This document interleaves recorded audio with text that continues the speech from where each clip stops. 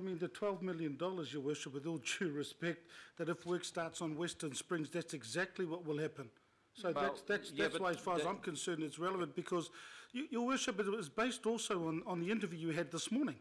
And the comment you made at the interview was that, no, at this stage, the Warriors may not be leaving Mount Smart. And my understanding is, since 2012, is that it's been all predicated on the fact that the Warriors will be leaving in 2018. So this is why I've asked the question, Your Worship. Yes, that's right. I left the options open for that, which has to be a part of a discussion. But that's also part of the discussion that the RFA will be having with the Warriors and all the other codes over the next year.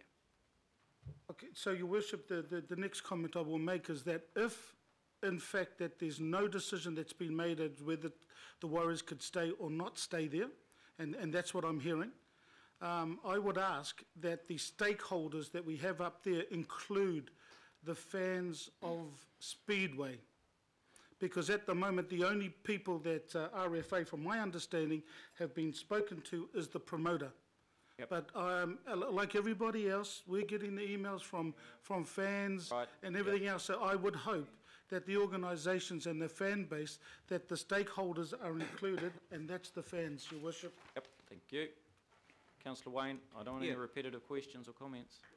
Absolutely not repetitive. Yeah. But I just want some clarity, because the understanding that I take from In Good Faith is essentially that there is not going to be any further work demolishing, making changes, essentially going down a track of no return in respect of the stadium strategy. So when I see the words that RFA undertakes in good faith to meet, it's not just meeting, it's actually putting things on ice so we don't go past a point of no return. Yep. That's my understanding.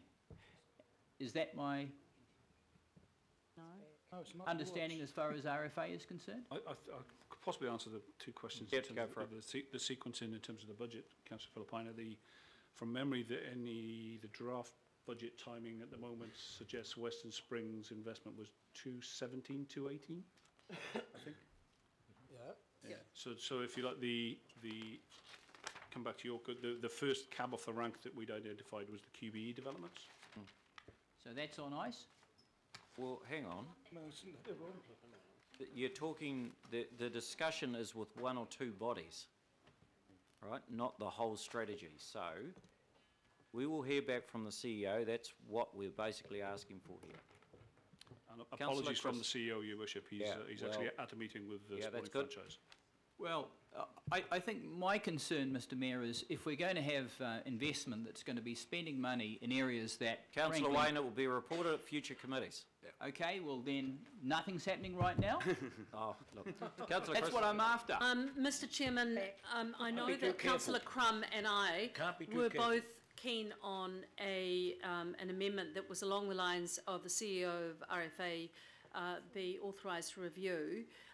But I, during the break, had the opportunity of talking to officers, and I understand that the wording that is up there actually gives that opportunity to Chris Brooks, and therefore I'm happy to move that. Yep. And my understanding further is that this will enable some of the work that we have discussed on other occasions on the sustainability of sports strategy also to work in alignment with this. So I'm comfortable with this, and my understanding is that it meets the needs of the two previous speakers as well. Yeah, okay. So, Councillor Linda, you're seconding? Yes. Right.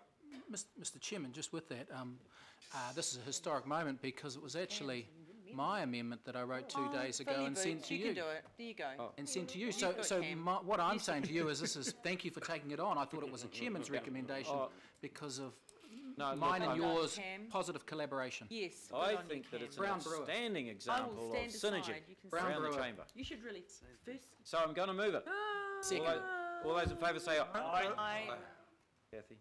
Kathy, you had a hand. I just wanted clarification about who the stakeholders are and whether it includes groups like the Eden Park Neighbours Association. Who do you mean, or whoever proposed that, Councillor Fletcher, what do you mean by stakeholders?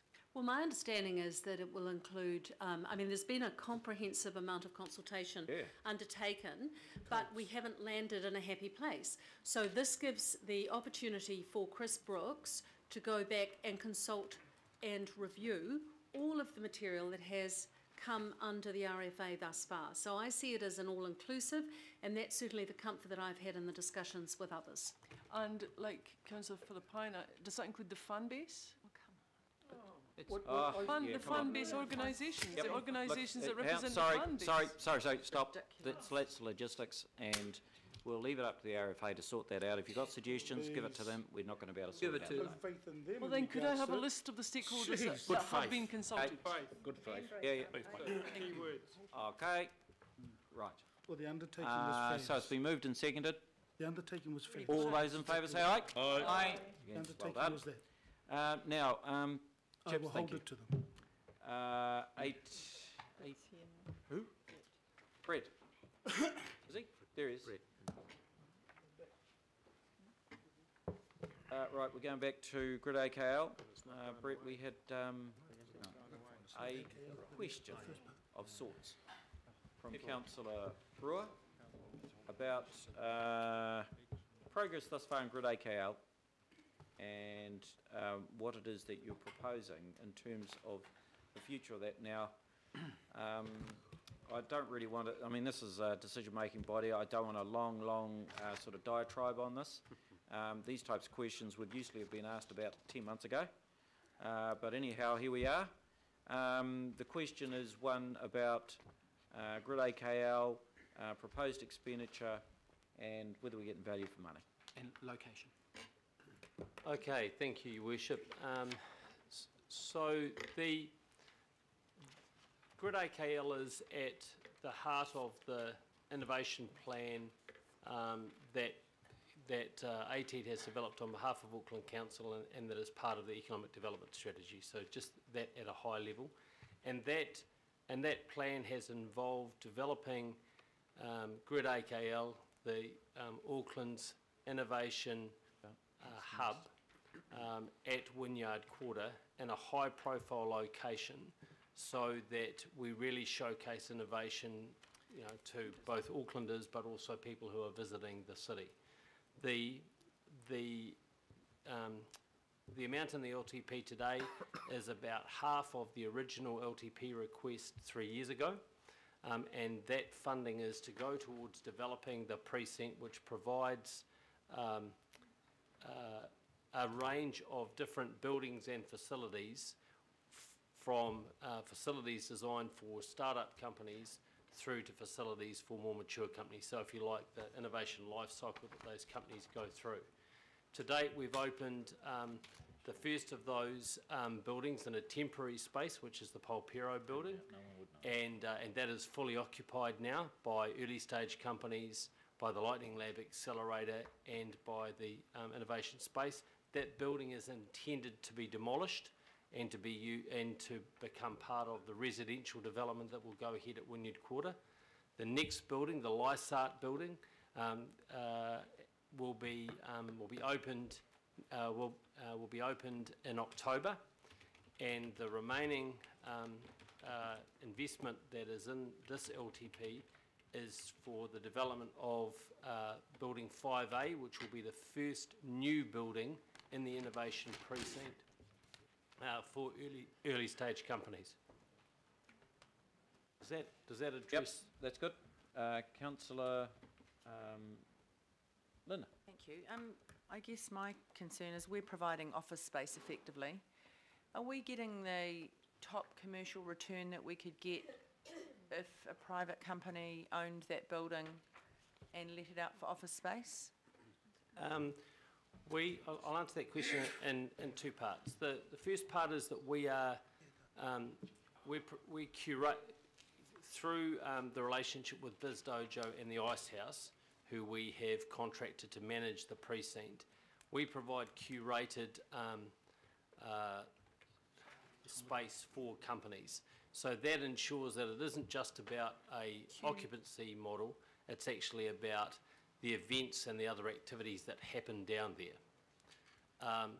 Because we are looking for a mix of tenants from early stage companies right through to more mature companies, we will get less rental return than if the space was just let out on the open market.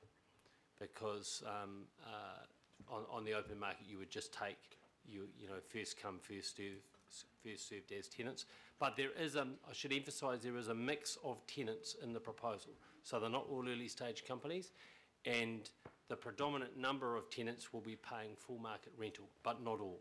Okay, and just that you said one of the buildings is going to be demolished, so the investment that we've put in that and fit out, etc., is written off.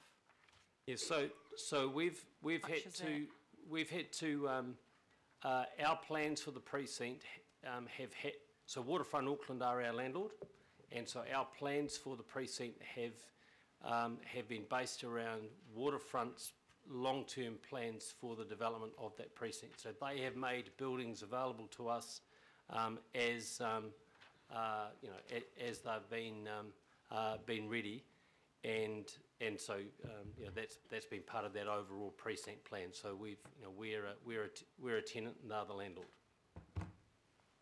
Okay. But the cost of the fit out is still with AT?